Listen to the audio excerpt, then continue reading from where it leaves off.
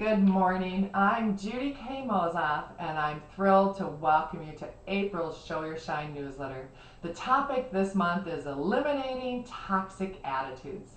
Attention all drama queens, potsters, and problem makers. This one is about you. And now for the rest of you who don't fit into those three categories, I would like you to think about your office for a moment. Do you have any team members with toxic attitudes? You know, the drama queens, the potsters, the problem makers who make everyone else's life miserable and yet they're unapproachable. Well, if you do, you're not alone. Many offices put up with toxic attitudes for the lack of knowledge of what to do and the lack of understanding of how they actually impact the practice. Toxic attitudes spiderweb out and poison the entire team and the practice. They have a huge impact. They affect patient experience, teamwork, open communication, and a healthy bottom line, just to name a few. And yet, I can't tell you how many times doctors or managers have come up to me and said, Judy K., they're great hygienists, or they're a great assistant. I couldn't possibly fire them just for a bad attitude. Really? Yes, you can and you should. One toxic attitude can poison the entire team. So here are 4 easy steps to help you eliminate toxic attitudes. Start out by having a team meeting, and I would allow about 2 hours.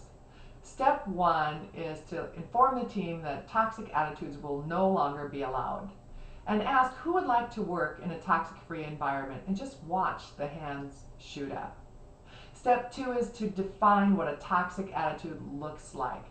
Have the team grab a flip chart and marker, write down all the ideas being shared, and then vote on it and create a list and label it toxic attitudes.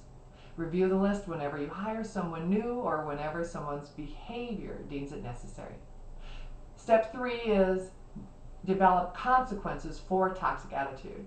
I suggest you have the team vote on it. In many cases, the team will come up with harsher consequences than what the doctor or manager expect. I've seen many offices come up with the following protocol. The first step is the team member witnessing the inappropriate behavior or the toxic attitude will try to support the team member and say, hey, as a reminder, remember we weren't going to do this anymore.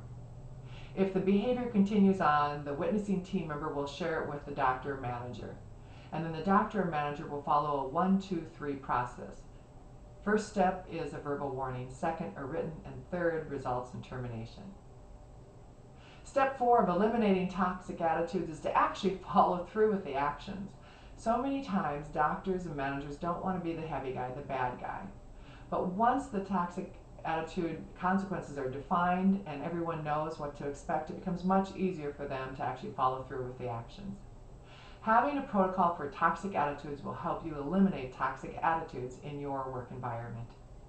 This is Judy K. Mozoff wishing you an awesome April, because today is a great day to show your shine.